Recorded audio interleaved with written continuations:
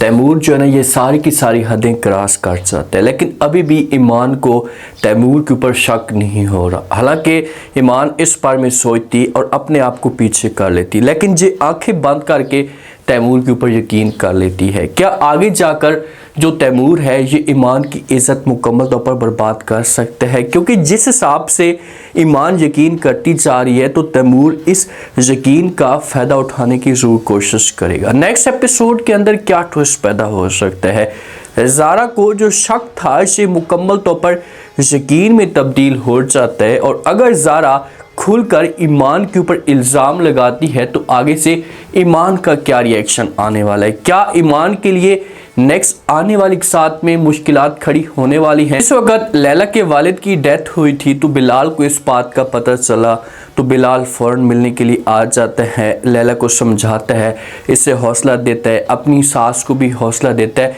लेकिन जो आगे से लैला बदतमीज़ी करती है बिलाल के साथ, इसे ताने देती है कि भाई आपको यहाँ पर नहीं आना चाहिए था, आपको आने की कोई भी ज़रूरत नहीं थी, आपके बगैर ही हम अपने वालिद को दफना देते।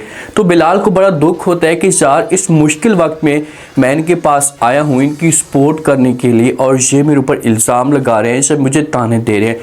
तो बिलाल जो होता है ना इसे नाराज़ होकर चला जाता है। जब बिलाल नाराज़ होकर जाता है ना तो पीछे से जो तैमूर की माँ होती है ये माहौल देखती है, तो यार इस तरह से अगर यही माहौल बना रहा तो हालात जो होंगे और भी ज़्यादा ख़राब हो जाएंगे। तो आराम के साथ ये लैला की माँ को समझाने की कोशिश करती है, इसके साथ बात करती है, इसे कहती कि देखो मुसर्रत, मैं आपको सिर्फ और सिर्फ यही कहूँगी कि आप कोशिश करें कि बिलाल को वापस बुला लें। अगर इस तरह से एक रिश्ता ख़राब हुआ तो एक रिश्ते की वजह से सारे के सारे रिश्ते मुकम्मल तौर पर टूट जाएंगे। आप बिलाल को भी वापस बुला लें और उसके बाद लैला को भी प्यार से समझाने की कोशिश करें कि भाई हस्बैंड है और लैला को ऐसा नहीं करना चाहिए। जो तैमूर की माँ है ना इसकी सोच पॉजिटिव है, ये माहौल को सेट करने की कोशिश करती है कि सारे घर के अंदर जितने भी हालात ख़राब चल रहे हैं तो हालात जो बेहतर हो जाए। पहले लैला का वालिद घर के माहौल को एडजस्ट कर लेता था, तो अब कोई बड़ा होगा नहीं तो लैला का हक बनता है कि ये बिलाल के साथ तमीज़ के साथ बात करे।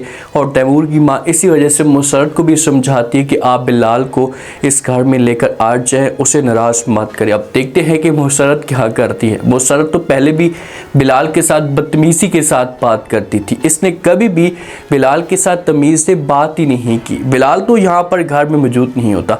जो ईमान होती है ना, ईमान का पेपर हो सकता है, इस ईमान को ज़ारा वाले छोड़कर आ जाती है इसी वजह से कि यार इसके पेपर हैं, ये आराम के साथ पेपर देगी, हमारे साथ आएगी तो इसकी जो स्टडी होगी डिस्टर्ब होगी।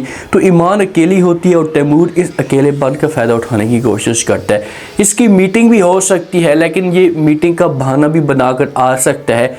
ज़ारा वाला को कहता है कि भाई मेरी मीटिंग है तो मैं जाना चाहता हूँ, तो ज़ारा जो होती है ये इनकार नहीं करती और कहती कि ठीक है आप जा सकते। अब तैमूर आ जाता है ईमान के पास जिस घर में ईमान अकेली होती है। जब ईमान घर के अंदर अकेली होती है ना तो जो तैमूर का रिएक्शन होता है, इसे ईमान इस हिसाब से तैमूर के साथ बात करती है, इसे खाना खिलाती है, इसे हाथ पकड़ कर लेकर आती है टेबल पे, तो जो तैमूर के जज्बात होते हैं ना इसे मज़ीद बढ़ना शुरू हो जाते हैं। हालांकि ईमान को ऐसा नहीं करना चाहिए था। ठीक है ईमान की सोच नेगेटिव नहीं थी, लेकिन तैमूर की सोच के अंदर उसके दिमाग के अंदर इतनी गलत बातें थी कि तैमूर हर हद क्रॉस करने के लिए पहुंच जाते। अब ईमान जाती है पेपर के लिए या पेपर देने के लिए यूनिवर्सिटी के अंदर, तो इसे जो वो लेने के लिए चला जाता है जहाँ पर तैमूर गाड़ी के अंदर जाता है। ईमान ने ये सोचा था कि मैं पेपर दूंगी, पेपर देने के बाद फ़ौरन मैं चली जाऊंगी ज़ारा वालों के पास, लेकिन तैमूर जल्दी से पहुंच जाता है और ईमान को जो वो अपनी गाड़ी में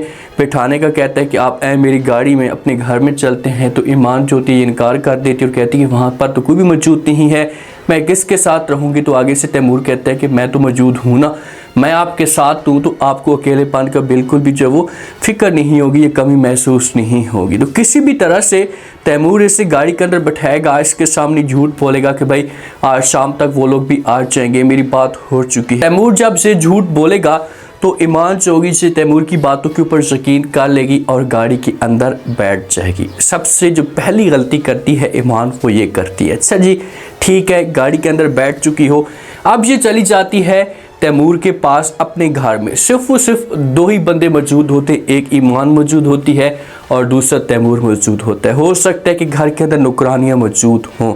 आप जिस वक्त घर के अंदर मौजूद होते हैं तो ज़ारा के दिमाग के अंदर शक तो होता है, इससे तो पहले भी शक होता है ईमान और तैमूर के ऊपर। तो ये अननोन नंबर से कॉल करती है, ईमान के नंबर पे से ईमान के जो घर का मोबाइल नंबर होता है इनका, उन पे कॉल करती है। तो आगे से ईमान जो होती है ये हेलो हेलो कर रही होती है, बार बार पूछ रही होती है कि कौन हो। तो आगे से ज़ारा किसी किस्म की कोई बात नहीं करती। ज़ारा तो सिर्फ और सिर्फ ये देखना चाहती थी कि तैमूर उस घर के अंदर मौजूद है या नहीं, शशि मुझे झूठ बोल कर गया, इसकी मीटिंग कोई है या नहीं है। तो इतने में पीछे से तैमूर की आवाज़ आती है। जब तैमूर की आवाज़ आती है, ईमान को कहते हैं कि कौन है। तो ज़ारा जब कौन है ये अल्फाज सुनती है तो फिर जो ज़ारा का शक होता है ये 100% यकीन में तब्दील हो जाता है कि भाई इस बंदे ने मेरे साथ धोखा किया, मुझे चूना लगाया। कि समझो कि पसीने छूट जाते हैं। तैमूर पूछता है, ईमान आगे से जवाब देती है तैमूर को, कहती है कि भाई पता नहीं कौन है, मैं तो बार बार पूछ रही हूँ लेकिन आगे से मुझे कोई बता ही नहीं रहा। कॉल कट जाती है। जो ज़ारा होती है अपना बिस्तर बोरिया गोल करती है, सब कुछ तैयार करती है और यहाँ से भागने का फैसला करती है। किसी को कुछ भी नहीं बताती। इसका हक बनता था कि अपनी फैमिली के साथ बात शेयर करती, लेकिन किसी को कुछ भी नहीं बताती। झूठ बोल सकती है कि मुझे तैमूर ने बुलाया है।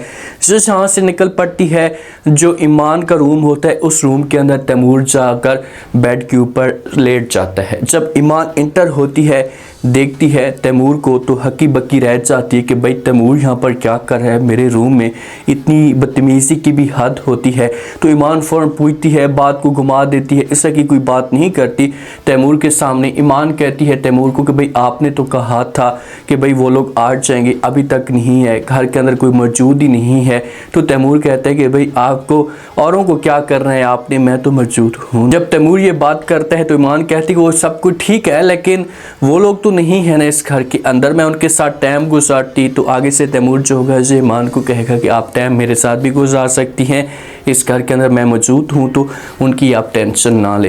देखिए कि तैमूर आप खुलकर खेल रहे हैं। जिस हिसाब से ईमान ने इसके साथ जो अपना रवैया रखा था, तो तैमूर अब इतना आगे बढ़ जाता है कि जो माहौल होता है ये सारा का सारा ख़राब हो जाता है। अब हो सकता है कि जो रूम हो या डोर हो ये ऑटोमेटिक बंद हो जाए। तो इतने में ज़ारा भी आ जाती है। इससे पहले भी तैमूर रूम के अंदर मौजूद हो सकता है। जब ज़ारा आती है, ईमान दरवाज़ा खोलती है तो पीछे से उस रूम से तैमूर निकलता है। और जब तैमूर निकलता है तो उसके बाद ज़ारा जब सामने का ये माहौल देखती तो फिर बस हो जाती है ज़ारा की बस होती है। तैमूर चला जाएगा रूम से बाहर निकलकर।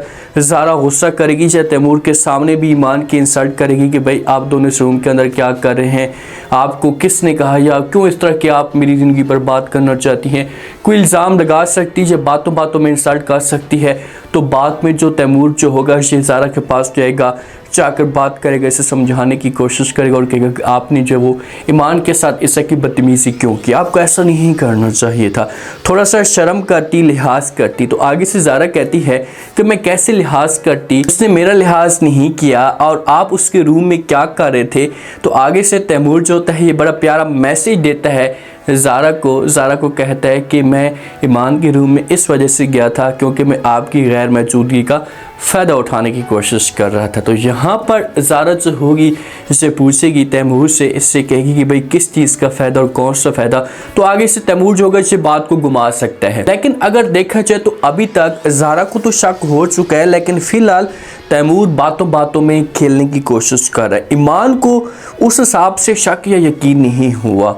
अगर ज़ारा खुलकर इल्ज़ाम लगाती है तो फिर तो बात बन सकती है, लेकिन इतनी तेज़ी के साथ ज़ारा नहीं बोलेगी। तैमूर जो होगा इसे धमकी दे सकता है और ज़ारा को चुप करा सकता है। लेकिन अगर ईमान चुप रहती है और तैमूर के ऊपर मज़ीद यकीन करती जाती है, इसके साथ आगे बढ़ती है, तो तैमूर जो होगा इसे ईमान की मुकम्मल तौर पर ज़िंदगी भी बर्बाद कर सकता है, मुकम्मल तौर पर खुशियाँ बर्बाद कर सकता है। तो इसी वजह से अब चाहिए ईमान को कि अपनी आँखें खोले और तैमूर के ऊपर इस हिसाब से इतना अंधाधुंध यकीन ना करे। अगर ये यकीन करती है तो इसकी इज़्ज़त लुट भी सकती है और तैमूर इसके ऊपर इतना बड़ा इल्ज़ाम लगाएगा कि ये कभी भी उस मुश्किल से नहीं निकल पाएगी। उम्मीद है आज का रिव्यू, आज के टीज़र आप लोगों को पसंद आया होगा। आपने कमेंट सेक्शन में अपनी कीमती लास्ट में आपको क्या लगता है क्या नेक्स्ट आने वाले के साथ में, जिस हिसाब से ज़ारा ने अपनी आंखों के साथ देखा है, तो क्या ज़ारा चौगी से ईमान के ऊपर खुलकर इल्ज़ाम लगा देगी। अगर इल्ज़ाम लगाती तो उसके बाद ईमान का क्या रिएक्शन आता है लास्ट में फीडबैक दें और सब्सक्राइब भी लास्ट में कर दें।